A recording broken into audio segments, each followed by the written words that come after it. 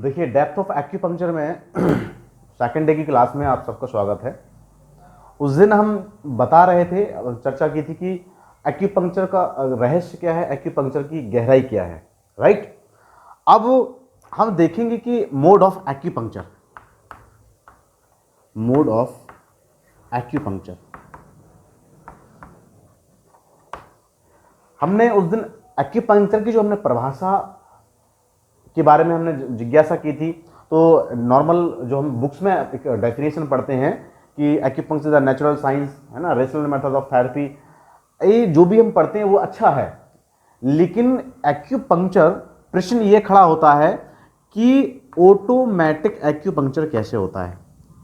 Automatic acupuncture word प्रश्न ये खड़ा होता है कि अगर हम एक ट्रूथ पे जाएंगे, सच्चाई पे जाएंगे, रियलिटी पे जाएंगे नेचर की, तो जब इस धरती पर कुछ भी नहीं था, जब इंसान का, मनुष्य का निर्माण ही हुआ था, इस सृष्टि का निर्माण ही हुआ था, तब भी एक्यूपंक्चर होता था। मतलब कहीं ना कहीं बॉडी हील होती थी, बीमार भी होता था पेशेंट, है ना, इंसान, जीव जंतु भी बीमार होता है, बट वो कैसे ठीक होता है, उनमें ऑटोमेटिक सिस्टम कैसे लगा हुआ है ना। आज भी देखिए, एनिमल के लिए, ह्यूमन जो मनुष्य के संपर्क में जो एनिमल है वो बीमार है, बाकी जो जंगल में फ्रीडम में घूम रहा है वो बीमार है, लेकिन वो नेचर से ठीक होता है। और जब नेचर, देखिए, जो जन्मा है मृत्यु तो होगी, बट एंड होता है, बट नेचुरल सिस्टम उनका जो हीलिंग सिस्टम है, सेम एक्यूपंक्चर में ऑटोमेटिक हील कैसे होता था, या आज भी हो रहा है। ऐसा नहीं है कि पहले होता था आज नहीं हो रहा है या कल नहीं होगा, जब तक सृष्टि रहेगी तब तक ऑटोमेटिक एक्यूपंक्चर चलेगा। एक्यूपंक्चर के जो ऑटोमेटिक मोड्स हैं वो हमारे और प्रकृति के बीच में और डिजीज के बीच में हीलिंग का काम करेंगे ही करेंगे, राइट। अब सबसे पहले हम आते हैं ऑटोमेटिक एक्यूपंक्चर में। अब सपोज करिए, सबसे पहले हम पढ़ेंगे रिलेशन एक्यूपंक्चर। रिलेशन एक्यूपंक्चर को अगर हम देखें, अगर हम इसको फिजिक्स में पढ़ें या हम इसको फिजिक्स में देखेंगे, तो हम डायमेंशन और स्ट्रिंग थ्योरी को पढ़ेंगे। डायमेंशन ऑफ स्ट्रिंग थ्योरी, ठीक है ना। आप डायमेंशन स्ट्रिंग थ्योरी, या हम जो हम वेव्स पढ़ते हैं, जैसे फॉर एग्जांपल आप किसी भी कंपनी का, जियो का मोबाइल यूज कर रहे हैं, आप एक स्थान से दूसरे स्थान पर आप बात कर रहे हैं, एक कंट्री से दूसरे कंट्री में आप बात कर रहे हैं, बट उसका कोई वायर या कोई कनेक्शन, तो एविडेंस आप दिख तो नहीं रहा है।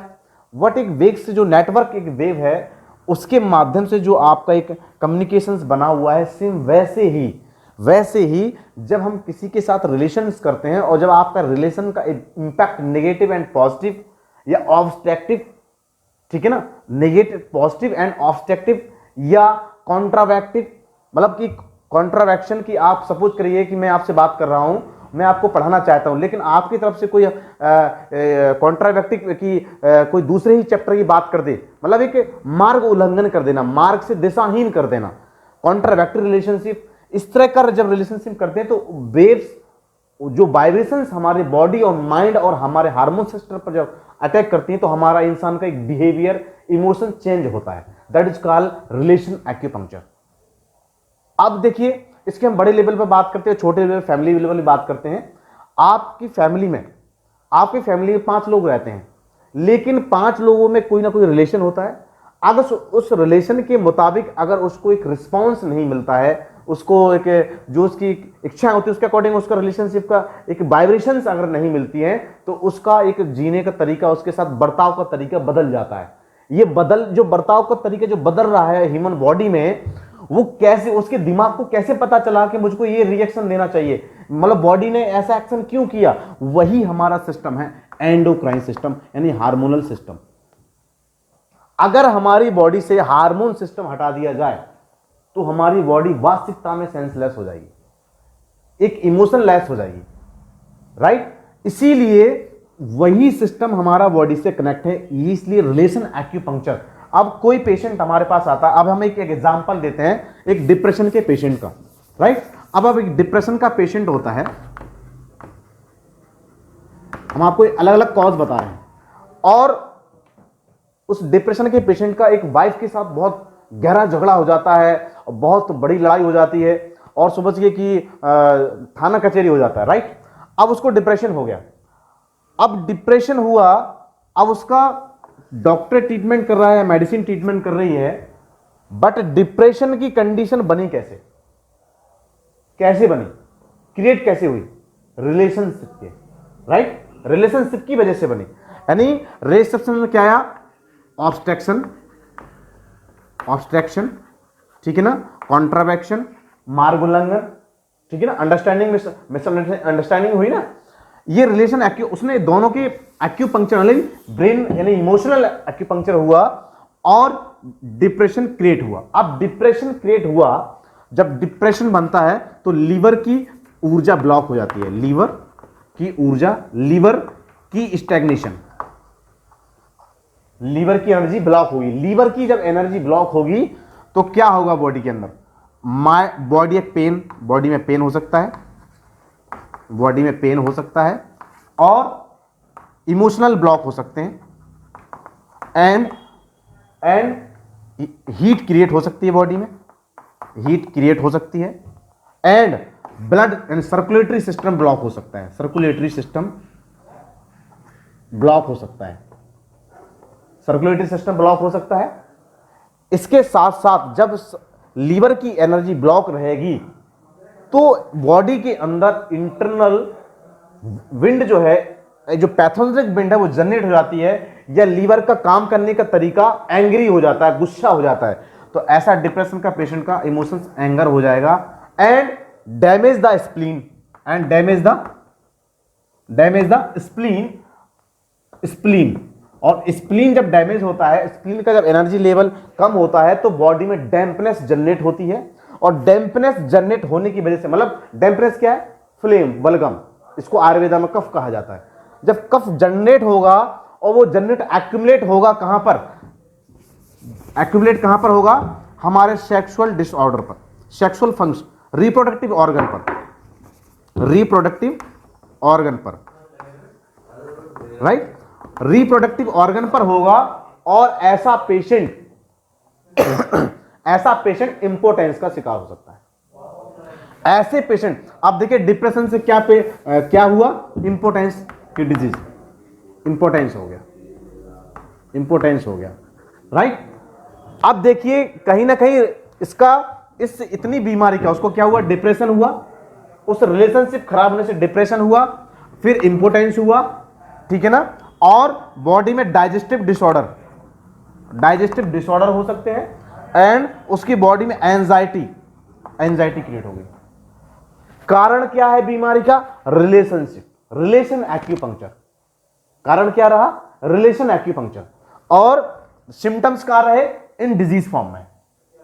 इसीलिए कुछ केसेस में आपको देखा होगा कि कोई भी पेशेंट बोलता है कि सर मैंने मेडिसिन भी मैं बहुत खा रहा हूं, और मैं योगा भी बहुत कर रहा हूं, और मैं खाना भी बहुत अच्छा खाता हूं, मैं शेड्यूल से खाना खाता हूं, और कभी कभी उसका सब कुछ अच्छा होता है लेकिन उसका रिलेशनशिप अच्छा नहीं होता है। तो जब तक, अब सपोज करिए एक्यूपंक्चर डॉक्टर के पास आया पेशेंट, उसने कहा डॉक्टर साहब मुझे एंजाइटी डिप्रेशन है। हमने क्या किया? लीवर की स्टेग्नेशन को ठीक कर दिया, डैम्पनेस को हटा दिया, बॉडी से डिसॉल्व कर दिया, पेशेंट ठीक हुआ।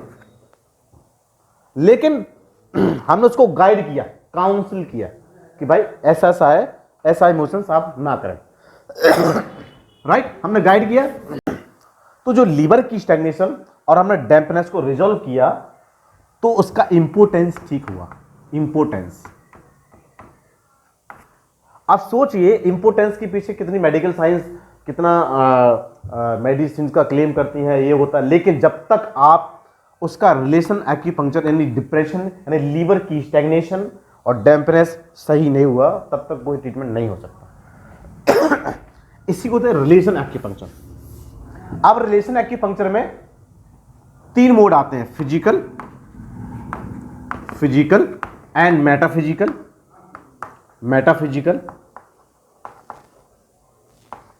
ठीक है ना, और फिजिकल एंड मेटाफिजिकल, एक इमेजनरी।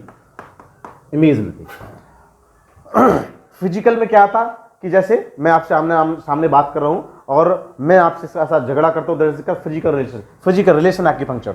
मेटाफिजिकल कि मैं किसी व्यक्ति के बारे में एक इमेज, एक भाव सोच रहा हूं, मेरा भाई कोई अमेरिका में, यूएसए में रहता है, बट मैं यहां से उसको अपने प्यार से उसका रिलेशनशिप बिल्डअप किया हूं, उससे बात करता हूं, उसका केयर करता हूं, या उसके बारे में, उसके करियर के बारे में सोच रहा हूं, प्लान कर रहा हूं, या उसको बर्बाद करने का तरीका सोच रहा हूं कि वो कैसे ना कैसे, that is called metaphysical acupuncture. अगर जो व्यक्ति, सपोज करिए फॉर एग्जांपल, आप देखिए यहां पर भी एक केस देखिए, अगर कोई metaphysical relationship, metaphysical relation acupuncture अगर बिगाड़ता है, अगर उसका बेकार है, स्टेगनेट, तो क्या होगा, स्प्लीन डैमेज होगा। क्या होगा, स्प्लीन डैमेज होगा। और स्प्लीन डैमेज होगा तो क्या होगा, डैम्पनेस बनेगा, डैम्पनेस यानी बलगम यानी कफ बनेगा, कफ बनेगा। कफ एक्यूमुलेट कहां होगा, जहां पर बॉडी के अंदर सबसे ज्यादा लो एनर्जी मिलेगी या कैविटी मिलेगी। तो कैविटी सबसे पहले तो किडनी मिलती है, तो किडनी में जाके और स्टोन फॉर्म में बढ़ जाएगा, या यूरिया क्रिएटिनिन बन के बढ़ जाएगा, डैमेज द किडनी। एंड यहां की, इसके बाद अगर यह नहीं बनेगा तो ये लंग्स में जाके एक्यूमुलेट हो जाएगा, और लंग्स में जाके क्या करेगा, ऑब्स्ट्रक्टिव करेगा। तो allergic asthma, obstructive asthma, cardiac asthma. अगर ये कार्डियक, अगर यही डैम्पनेस अटैक ऑन, अगर ये हार्ट के ऊपर एक्यूमुलेट हो जाता है तो हार्ट ब्लॉकेज, कार्डियोमेगैली, राइट, ये सिजोफ्रेनिया, ये इस तरह की साइकेट्रिक प्रॉब्लम्स क्रिएट होगी। बट किसकी वजह से, मेटाफिजिकल रिलेशनशिप एक्यूपंक्चर बिगाड़ने से। अब डॉक्टर, अब कई केसेस में ऐसा होता है कि कई बार पेशेंट बता नहीं पाता अपनी बात को, क्योंकि उसको मालूम नहीं है कि मुझे क्या बताना है। इसीलिए कुछ पेशेंट ठीक होते हैं, कुछ पेशेंट ठीक नहीं होते हैं। हम कितना भी एक्यूपंक्चर कर लें, कितने भी अब मॉडर्न साइंस का ट्रीटमेंट ले लें, बट वो ठीक ही नहीं होते। क्यों नहीं होते हैं, क्योंकि वो इस रिलेशनशिप, इस रिलेशन एक्यूपंक्चर को ठीक नहीं करता है। इसके बाद अगर अच्छा एक्यूपंक्चर डॉक्टर होगा तो उसको काउंसिल करके इस एक्यूपंक्चर के लिए काउंसलिंग करना होगा, उसके इस समस्या का सॉल्यूशन उसको देना होगा। और ये सॉल्यूशन जैसे ही दिया, आप यकीन मानिए 15 डेज के अंदर उसके चेंजेस देख लीजिए, उसके सारे सिम्टम्स में चेंजिंग आएगी। ये है relation acupuncture. This is the biggest source of disease, ये सबसे बड़ा बीमारी का सोर्स है। इसकी कोई इमेज नहीं है, इसके लिए कोई लैब नहीं है, इसकी कोई टेस्टिंग है, बट डिजीज का सिम्टम्स 100% है। पेशेंट के साथ ऐसा हो रहा है, ऐसा होता है, ये सच्चाई, इसको कोई आप काट नहीं सकते, राइट। इसके बाद आता इमेजिनरी। ये तो था मेटाफिजिकल कि मैं आपके बारे में एक, इसी को बोलते हैं ईर्ष्या भाव, हमारे यहां इसको भाषा में बोलते हैं ईर्ष्या भाव। अब आते हैं नेक्स्ट, इमेजिनरी। इमेजिनरी यानी स्पेसशिप, एक आकाश एलिमेंट। इमेजिनरी की मैं किसी के बारे में जब सोचता हूं, रिलेशन एक्यूपंक्चर, कि मैं एक डॉक्टर राज से मिलूंगा, और या मैं अपने एक बेटे से मिलूंगा, या बहुत दूर से रहते तो मैं अपनी माँ से मिलूंगा, तो मैं माँ के लिए ऐसा करूंगा, माँ के लिए अरेंजमेंट करूंगा, दैट इज कॉल्ड इमेजिनरी। या फिर मैंने किसी दुश्मन को मारने के तरीके के लिए इमेजिन किया, that is called imaginary acupuncture. ये सब रिलेशनशिप एक्यूपंक्चर में आता है। इसके बाद इसीलिए आप जब तक आप एक्यूपंक्चर में प्रॉपर काउंसलिंग नहीं करेंगे, उसके रूट ऑफ कॉज को ट्रीटमेंट नहीं करेंगे, आप एक्यूपंक्चर में रिजल्ट नहीं दे सकते हैं, आप किसी भी पैथी में रिजल्ट नहीं दे सकते हैं, और इसके लिए कोई लैब नहीं है, कोई टेस्टिंग नहीं है। इसके बाद नेक्स्ट होता है फोटो एक्यूपंक्चर। नेक्स्ट होता है फोटो एक्यूपंक्चर। फोटो एक्यूपंक्चर, देखिए जीवन में हर व्यक्ति, आपकी आंखों को अच्छा देखना पसंद है, देखना है ना। जब आप किसी चीज को देखते हैं तो आपको लगता है, या वाह क्या सुंदर चीज है, वाह क्या सुंदर प्लांट है, क्या वाह सुंदर बाग है, क्या वाह क्या सुंदर पहाड़ है, adventure, right, that is called photo acupuncture. But आपने किसी बुरी चीज को देखा, आपके अंदर बुरा नेगेटिव वाइब्रेशन आई, और नेगेटिव वाइब्रेशन से आपके अंदर बुरा भाव और अब देखिए, इसी को हमारे इंडिया में बोलते हैं नजर दोष। नजर दोष,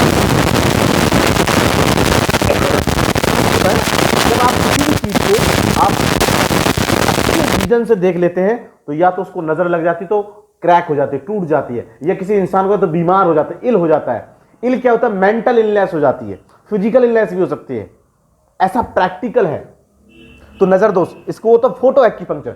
इसलिए हमें अच्छा देखना चाहिए, है ना, कोशिश। तो अगर आप सपोज करिए, कोई व्यक्ति आता है और उसको उसकी दृष्टि में उसको हर जगह बुरे लोग ही नजर आते हैं, हर जगह बुराई ही नजर आती है, कहते हैं यार तुम कैसे इंसान हो गए हो, तुम्हें हर अच्छाई में भी बुराई नजर आ रही, that is called photo acupuncture.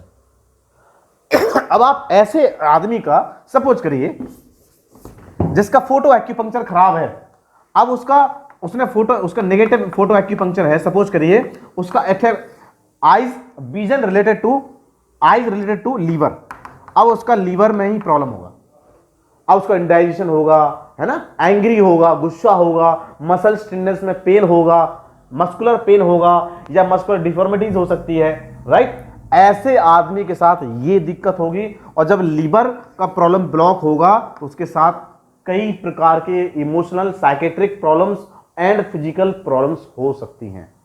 इसीलिए अब इसका भी हम एक एग्जांपल देते हैं। अब सपोज करिए कोई आदमी है और वो नेगेटिव देख रहा था, इससे जनरेट क्या होगा, उससे जनरेट होगा इसमें भी